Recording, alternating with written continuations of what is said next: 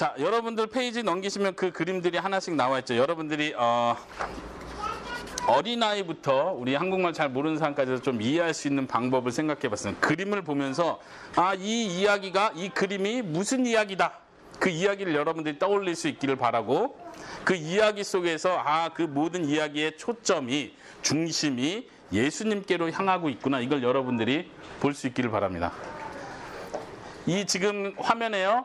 도표하고 그림하고 같이 한번 보도록 하겠습니다. 하나님께서 처음에 천지를 창조하신 것부터 창세기, 성경 처음이 시작됩니다. 하나님이 모든 만물을 창조하셨다는 것은 하나님께서 그 천지 만물의 주인이 되시고 왕이 되신다는 것을 뜻합니다. 이야기로 따지면 하나님께서는 이야기의 배경을 온 우주 만물로 두셨어요.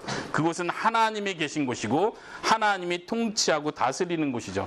그리고 하나님께서는 한 지역에 에덴 동산을 건설하시고, 에덴이란 뜻은 낙원, 즐거움의 동산, 이런 뜻이에요. 그곳에 아담과 하와를 두셨습니다. 처음 아담과 하와의 이야기에서 성경이 강조하는 것은 이들이 하나님의 형상대로, 하나님의 모양대로 특권을 받아서 아주 큰 복을 누리는 자였지만 하나님의 통치, 하나님의 다스림을 거부하고 자기들 마음대로 결정해서 하나님의 명령을 어긴 것을 보여줍니다. 하나님은 한 가지를 명령했습니다. 뭘 명령했죠? 선과 악을 알게 하는 나무의 열매를 먹지 마라. 다른 거는 다 괜찮나요? 당연히 괜찮은 거예요. 다른 것은 어떤 것든 아담과 하와가 원하는 대로 할 수 있었어요. 그것이 특권이었고요. 그런데 아담과 하와는 그 명령 하나조차도 아니야, 내가 원하는 대로 할 거야. 어쩌면 뱀의 말이 맞을 수도 있어. 하나님이 우리를 속였을 수도 있어라고 하나님을 의심하고 하나님을 향해서 불순종으로 표현했죠. 그리고 아담과 하와는 죄를 지었습니다. 하나님께서는 아담과 하와를 어떻게 했습니까? 저주하시고 에덴 동산으로부터 쫓아냅니다. 하나님이 통치하는 곳이 에덴 동산이라고 한다면 상징적으로 아담과 하와는 에덴 동산에서 쫓겨남으로 하나님과 멀어진 것을 보여줍니다. 하나님과 멀어졌다는 것 자체가 죽음을 의미합니다. 우리 육신이 나이가 들고 늙어서 죽는 것뿐만 아니라 하나님과 멀어지고 하나님의 통치를 받지 않는 상태, 하나님과 거리가 멀어진 상태를 죽음이라고 말할 수 있죠. 하나님께서는 아담과 하와를 쫓아내시고 이 이야기를 끝내신 것이 아니라 약속을 하십니다. 중요한 약속, 무엇입니까? 뱀에게 저주를 하면서 말씀하십니다. 뱀이 아담과 하와를 유혹했기 때문에 뱀을 저주하시는데 뱀에게 말씀하시기를 여자의 씨가, 여자의 자손, 여자의 후손, 성경 원어로 표현은 여자의 씨가 뱀의 머리를 깨부술 것이다. 뱀에 대한 저주죠. 그러나 그 약속 속에는 뭐가 들어있냐면 하나님께서 언젠가 구원자를 보내서 뱀, 다시 말하면 사탄을 깨부시고 승리하실 것이라는 약속을 하신 거예요. 어쩌면 아담과 하와도 그 약속을 들었고 믿었을 거예요. 여자의 자손 중에 뱀의 머리를, 우리를 유혹하고 우리를 죄에 빠지게 했던 그 사탄의 머리를 깨부실 사람이 나올 것이다. 가인과 아벨을 낳았을 때도 아마 그런 기대를 가졌을 거예요. 그렇지만 그들은 그런 기대를 그 아들들에서 볼 수 없었습니다. 계속해서 자손들은 죄를 지었고 하나님이 싫어하는 행동들을 계속했죠. 두 번째 그림은 노아의 이야기입니다. 벌써 노아 때가 됐을 땐 세상이 죄로 가득 찬 거예요. 너무 많은 사람들이 죄를 지었고 하나님이 볼 때 이제 죄가 가득 찼다. 내가 이 세상을 다 심판하고 다 벌하겠다. 다 죽이겠다라고 말씀하셨습니다. 그리고 나서 노아에게만 하나님께서 특별히 명령을 하십니다. 왜냐하면 성경은 말하기를 노아만 하나님 앞에 은혜를 얻었다라고 표현합니다. 그 많은 사람 중에 노아는 하나님께 은혜를 얻고 큰 배를 만들어라. 그리고 너의 가족과 선택된 동물들이 여기서 구원받을 것이다. 하나님 말씀하십니다. 이 노아의 사건을 통해서 하나님이 보여주는 건 하나님께서는 죄가 가득한 때가 되면 반드시 심판하신다는 것을 보여줍니다. 그리고 또 하나 중요한 것, 하나님께서 선택한 사람, 하나님께서 선택한 그 사람들은 하나님의 방법 안에서 이 노아의 방주는, 큰 배는 예수님을 상징합니다. 예수님을 보여줍니다. 우리가 예수님 안에서 구원을 받는 것처럼 노아의 이 홍수 심판 때 오직 방주에 들어간 사람만 구원받은 것은 우리에게 구원이 어떻게 이루어질 것을 보여주고 있는 것입니다. 계속해서 BC 2000년 정도라고 우리가 잡는다고 했습니다. 아브라함의 이야기가 나옵니다. 여기서도 중요한 건 하나님께서 한 사람을 선택했다는 거예요. 그 수많은 사람 중에 하나님은 임의로 한 사람을 선택했어요. 우리가 잘못 생각할 수 있는 건 그 당시에 아브라함이 그래도 제일 착했나 보다 라고 생각할 수 있겠지만 그건 아니에요.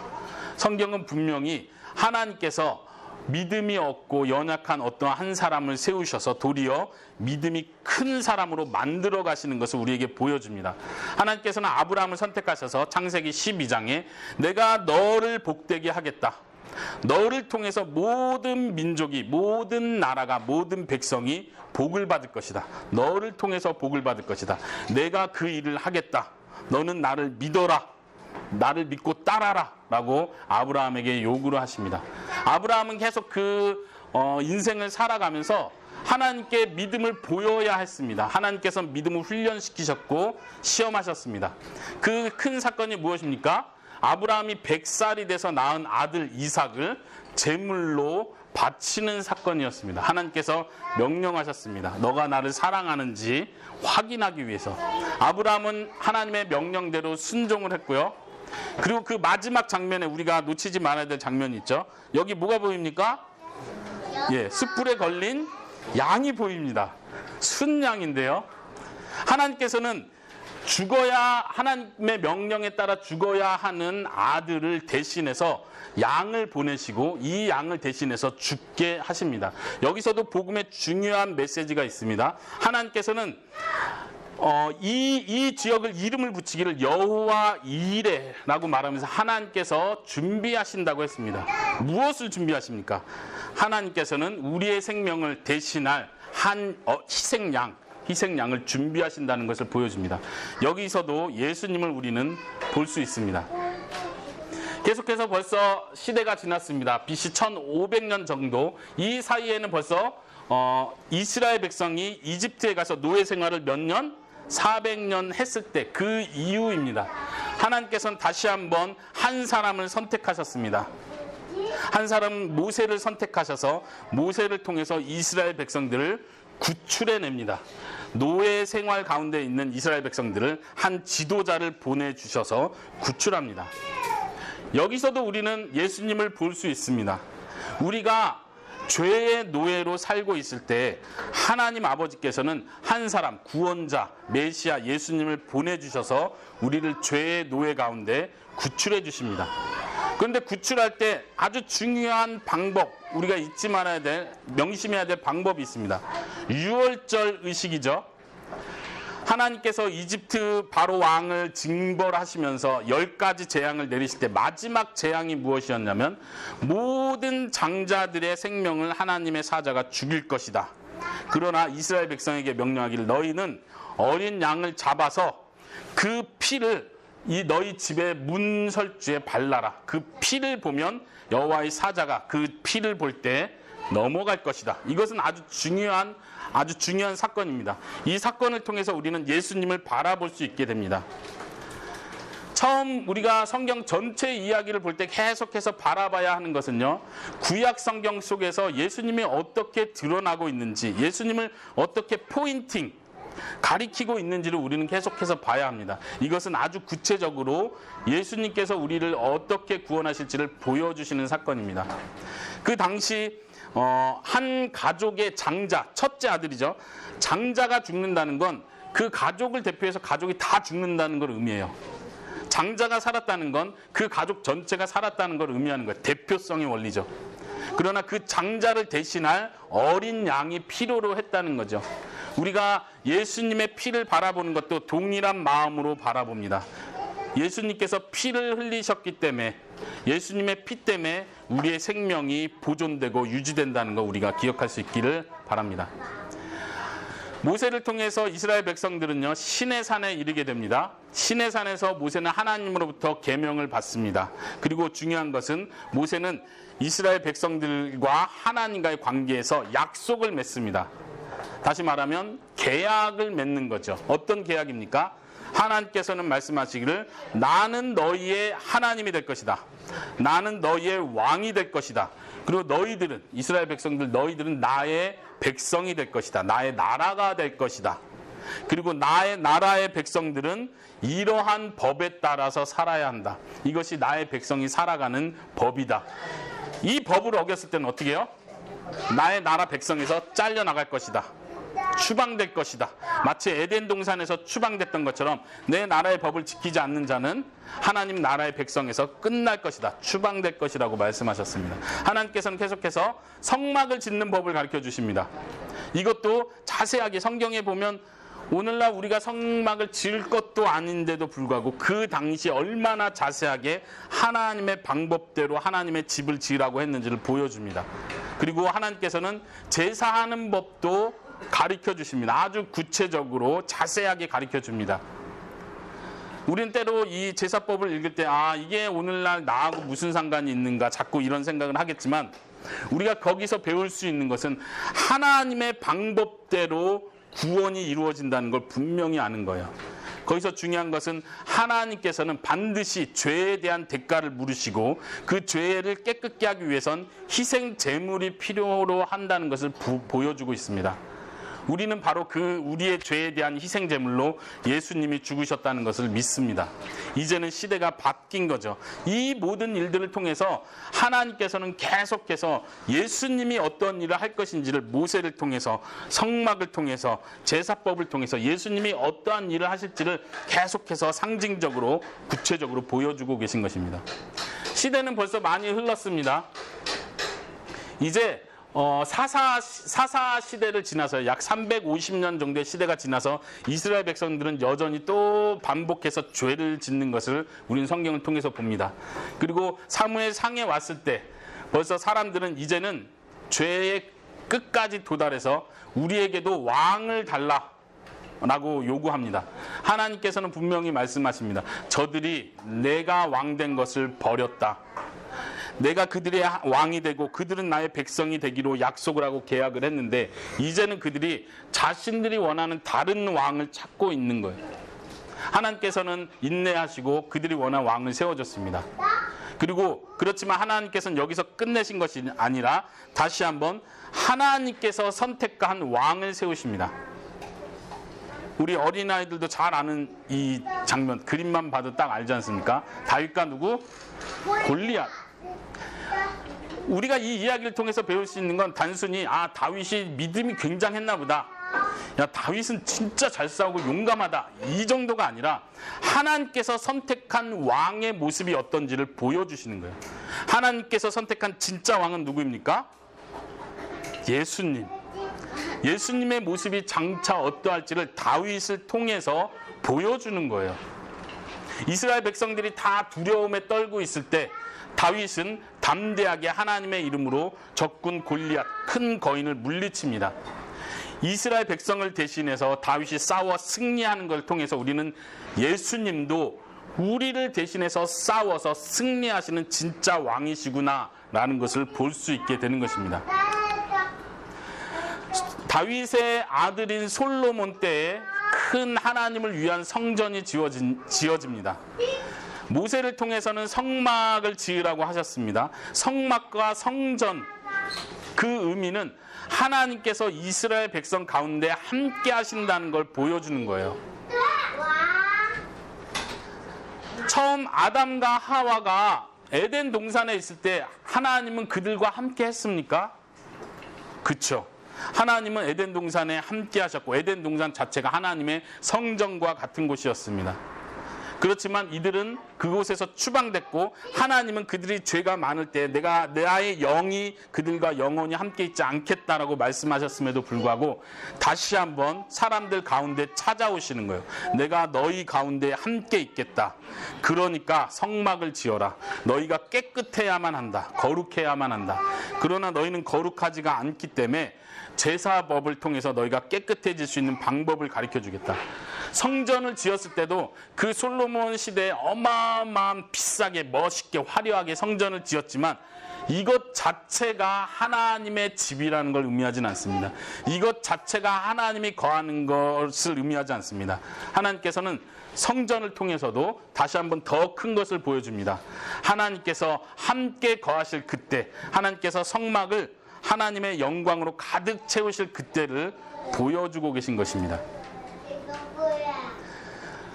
지금 역사 속에서요, 사울 왕, 다윗 왕, 솔로몬 왕 이후에 남쪽, 북쪽으로 갈라지고 나서 많은 왕들이 소개됩니다. 그 왕들 속에서도 우리가 똑같이 볼 수 있는 건 여전히 사람들이 회개하고 하나님께 감사하는 삶을 사는 것이 아니라 약속하고 약속했음에도 불구하고 계속해서 하나님 앞에 죄를 짓는 모습을 보여줍니다.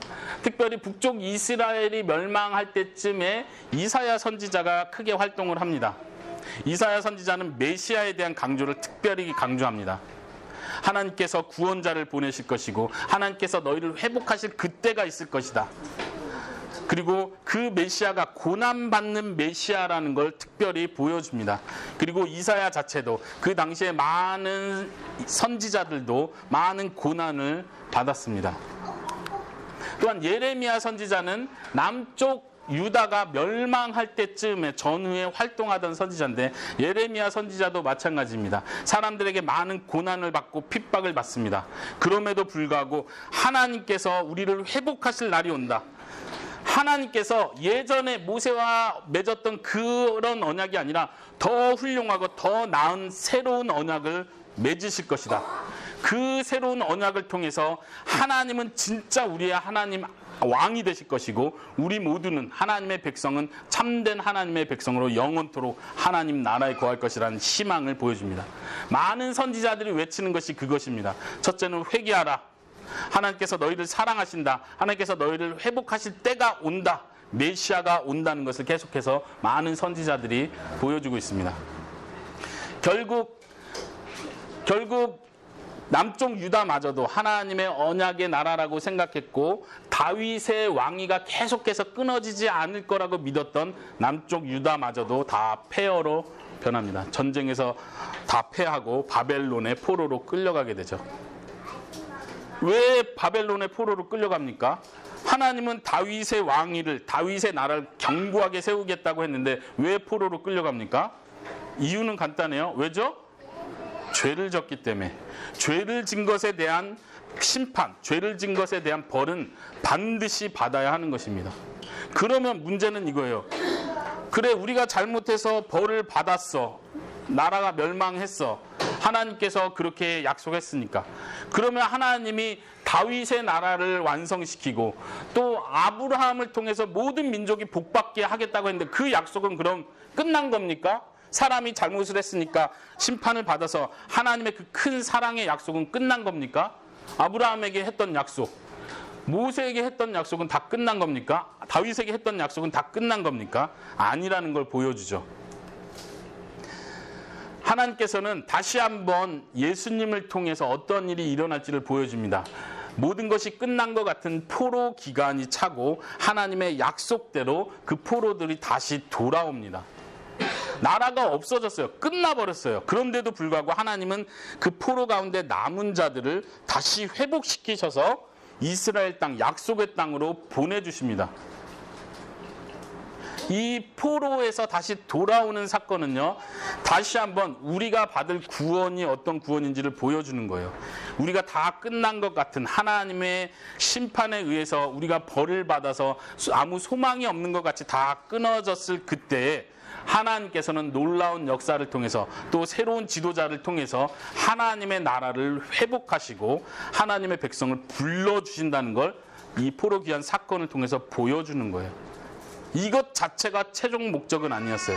성전이 세워지고 또 이 성전이 세워질 때 사람들 많이 기뻐하고 즐거워했는데 도리어 여기 그림에 보는 것처럼 나이 든 사람들, 다시 말하면 예전에 솔로몬이 세웠을 때 그 성전이 굉장히 아름다웠을 때의 모습을 봤던 나이 든 사람들은 도리어 눈물을 흘렸어요. 다시 돌아와서 성전을 지었는데 지금 지은 성전이 옛날에 비하면 너무 초라한 거예요.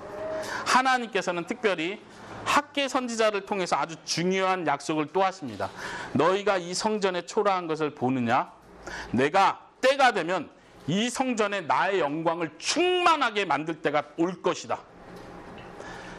다시 처음 에덴 동산에서 하나님의 영광이 충만했던 것처럼, 그러나 너희가 추방당하고 죄를 져서 멀리 멀어졌지만 성전을 통해서 하나님이 다시 오시겠다고 했던 것처럼 내가 이제 때가 되면은 정말 다시 참된 성전을 지을 것이고 그곳에 내가 모든 영광으로 충만하게 하겠다는 약속을 이때 해주십니다. 그리고 예루살렘 성벽, 그러니까 도시라고 했었죠. 예루살렘 성의 그 벽들을 다시 재건을 합니다. 사람들은 이때 계속 기대를 하는 거예요. 아, 이제 하나님의 나라가 다시 회복되는구나. 우리 이스라엘 나라가 다시 다윗 왕의 나라가 되고 하나님의 나라가 되는구나. 우리 이스라엘 나라가 회복되겠다. 라고 이러한 기대가 충만할 때 바로 그 다음 침묵, 400년 동안의 침묵이 따라옵니다. 이때 사람들은 혼란을 겪기 시작합니다. 메시아는 언제 오는 거지? 메시아는 어떤 모습이지? 많은 사람들의 생각이 갈립니다. 그때 이제 이 선에서부터 어디가 시작돼요? 신약, 예수님이 등장합니다. 예수님의 등장, 특별히 마태복음에 보면 아브라함과 다윗의 자손 예수님의 족보다라고 하면서 사람들을 쭉 나열합니다. 400년이 지나면서 사람들은 벌써 많은 것을 잊어버렸어요. 다윗 왕에 대한 소망도 어쩌면 잊어버렸을지 모르고 어쩌면 다윗 왕의 가문, 족보마저도 사람들이 헷갈려하고 있었을 거예요. 그런데 마태복음을 쓴 마태는 예수님의 족보를 추적해서 올라갑니다. 예수님이 베들레헴에서 태어났는데 그분이 바로 다윗의 왕의 가문을 잇는 바로 그분이다. 그분이 태어나셨다라는 걸 선포합니다. 예수님은 우리를 모든 죄에서 구원할 자라는 이름을 가지고 있습니다. 예수님께서 태어나시고 정결 의례를 행하기 위해서 예수님의 부모들이 성전에 데리고 갔을 때 성전에 있던 한 사람, 나이 많은 시므온이라는 사람이 예수님을 보게 됩니다. 이건 중요한 장면인데요. 누가복음에 나오는데 이 시므온을 누가는 표현하기를 위로를 기다리는 자다. 이스라엘의 위로, 다시 말하면 이스라엘의 진정한 회복을 기다리는 사람이었다라고 하면서 성령님께서 특별히 이 시므온에게 나타나셔서 너가 죽기 전에 그 위로자를 보게 될 것이다. 그리스도를 보게 될 것이다라는 예언을 받습니다. 그리고 이 어린아이가 왔을 때 시므온은 보게 됩니다. 이 어린아이가 진짜 이스라엘을 위로할 자구나, 진짜 구원할 자구나 라는 것을 알게 되죠. 예수님은 성경 구약에서부터 계속해서 예언되어 오던 바로 그 메시아고 구원자이십니다. 예수님은 어릴 때부터 자라시면서 죄를 하나도 짓지 않고 사셨습니다. 우리가 잘 아는 것처럼 예수님은 하나님의 아들이셨습니다. 죄가 없으신 분이셨습니다. 그렇지만 그럼에도 불구하고 우리와 똑같이, 우리 어린아이들과 똑같은 어린 시절을 보내고 부모님께 순종하면서 사셨습니다. 이제 예수님께서 나이가 차시고 공식적으로 이스라엘 백성들을 가르치기 시작하셨습니다. 하나님 나라의 복음을 가르치셨습니다. 하나님의 왕국이 가까이 왔다. 하나님의 복음을 가르치시고 다시 한번 율법을 다시 재해석하셨습니다. 너희가 모세에게 주어진 율법을 함부로 가르쳐 왔지만 내가 너희에게 말한다. 하나님의 진정한 뜻은 이것이다. 하나님이 진짜 원하는 건 너희의 온 마음을 다해서 하나님을 사랑하는 것이고 너희의 온 마음을 다해서 이웃을 사랑하는 것이다. 그것이 하나님이 원하는 것이다. 예수님께서는 하나님의 법을 다시 가르쳐 주십니다. 그리고 예수님께서는 많은 기적들을 행하시죠. 병자들을 고치십니다. 아픈 사람들 수없이 고치십니다. 그리고 자연을 통해서 풍랑이 이를 때 그 풍랑을 잠잠케 만드십니다. 보여주시는 것은 예수님께서 단순한 사람이 아니라 자연 만물을 통치하시는 왕이시라는 걸 보여주는 거예요. 예수님이 처음 어린아이로 사람의 모습으로 왔을 때는요, 예수님이 100% 이 세상을 통치하는 왕으로 보여주신 건 아니에요. 예수님이 어떤 분인지를 맛을 보여주는 거예요. 조금만 보여주는 거예요. 병자를 고치는 걸 통해서, 기적을 행하는 걸 통해서 예수님이 진짜 왕이라는 사실을 조금 보여주는 거예요. 근데 사람들은 그것을 깨달았습니까? 기적을 많이 보고 병든 자가 살아난 걸 봄에도 불구하고 눈이 열리지 않아서 진짜 왕이신 예수님을 못 보는 거죠. 예수님께서는 더 큰 기적을 마지막 때쯤에 하셨습니다. 이거 무슨 사건인 것 같습니까? 죽은 자를 살린 사건. 누구라고 할까요? 나사로. 여기서 우리가 볼 수 있는 건 뭐예요? 예수님께서 생명을 움직일 수 있다. 죽은 사람도 살리실 수 있다. 생명을 만지는 것, 생명을 움직이는 건 오직 창조자 하나님만이 하실 수 있는 일이에요. 그 어느 누구도 생명, 죽음을 이길 수는 없어요. 이 땅에 존재하는 모든 사람은 반드시 죽게 돼 있습니다. 왜죠? 죽음이 나한테 올 때 내가 이길 수 없는 거예요. 우린 죽음에 지게 돼 있습니다. 그러나 예수님은 죽음을 이기시는 분이시고 도리어 생명을 주시는 분이에요. 창조하시고 아담에게 생명을 불어넣으셨던 것처럼 예수님은 생명을 불어넣는 진짜 하나님이라는 걸 보여준 거죠. 그래서 사람들이 예수님 막 믿었습니까? 그래서 예수님 때부터 이스라엘이 하나님 나라로 만들어졌습니까? 아니죠. 도리어 사람들은 예수님을 믿지 못했습니다. 많은 사람들이 예수님을 믿지 않고 도리어 십자가에 예수님을 못 박아 죽였습니다. 여기서 우리가 다시 한번 명심해야 될 사실, 구약의 이야기들 속에서 연결시켜야 될 사실은 예수님의 죽으심은 모세 시대에 출애굽하기 위해서 어린 양을 잡아서 죽여야 된다. 그 피를 흘려야 된다. 왜? 너희의 장자, 너희 가족이 살기 위해서는 어린 양, 너희의 생명을 대신할 희생 제물이 필요하다는 걸 모세시대에 보여줬던 것처럼 예수님께서는 하나님의 백성들을 대신할 희생 양으로서 죽으신 것입니다.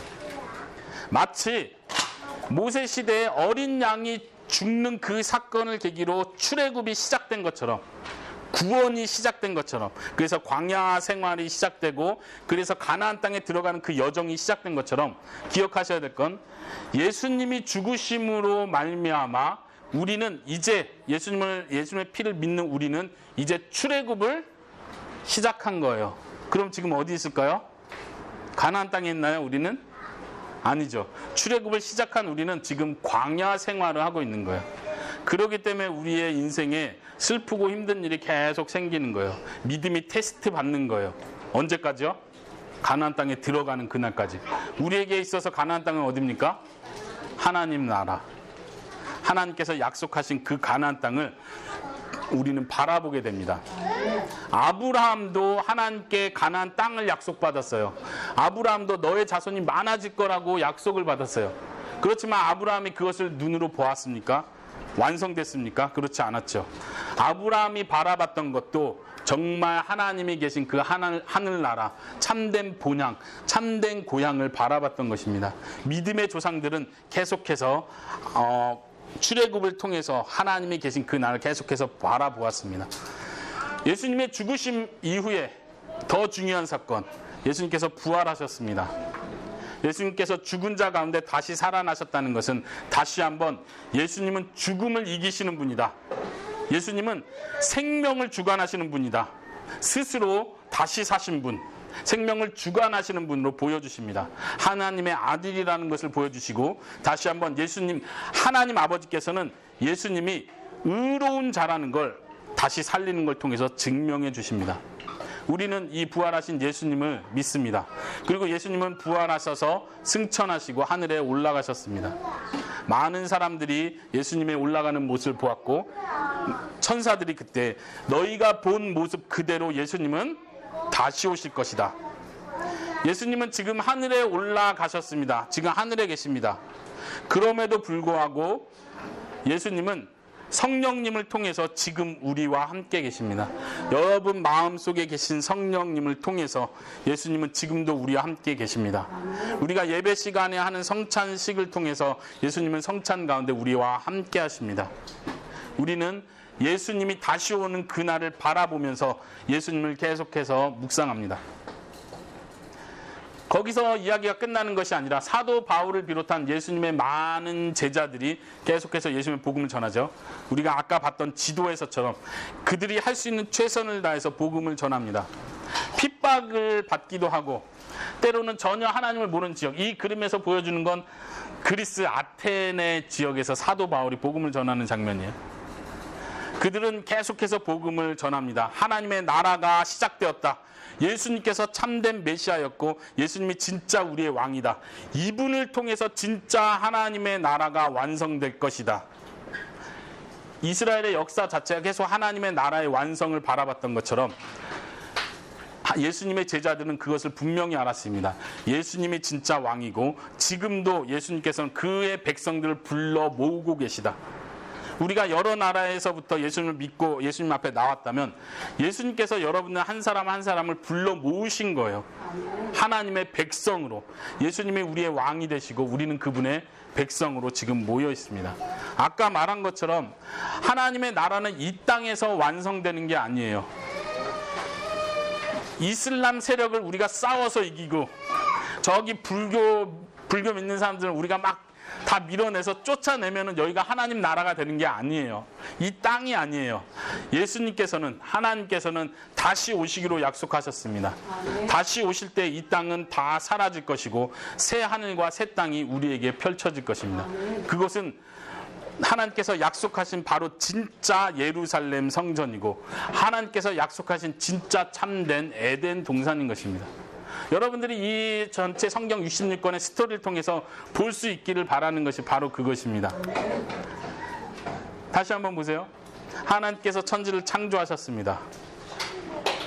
그리고 선악과를 통해서 아담과 하와의 범죄를 통해서 사람들은 타락했습니다. 죄로 가득했습니다. 하나님은 심판을 했습니다. 너네 다 죽일 거야.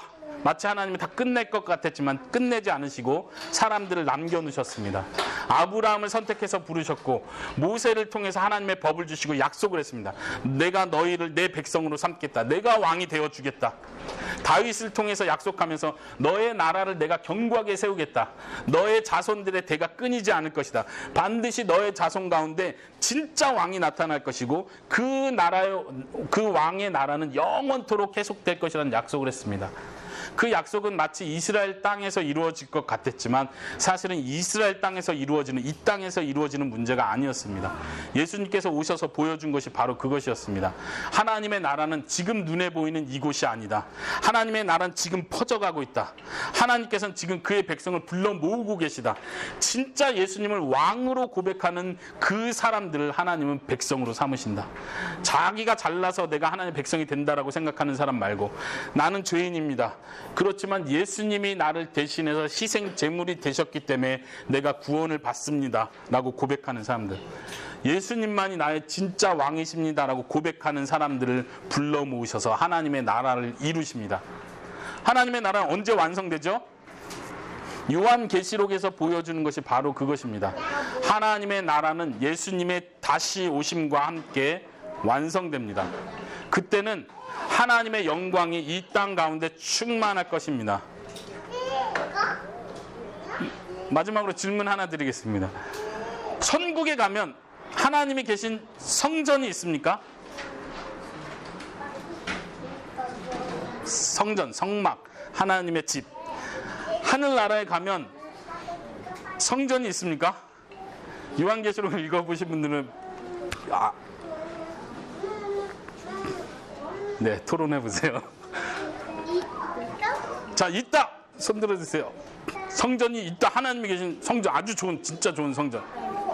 네, 자신있게. 없다. 손 들어주세요. 네.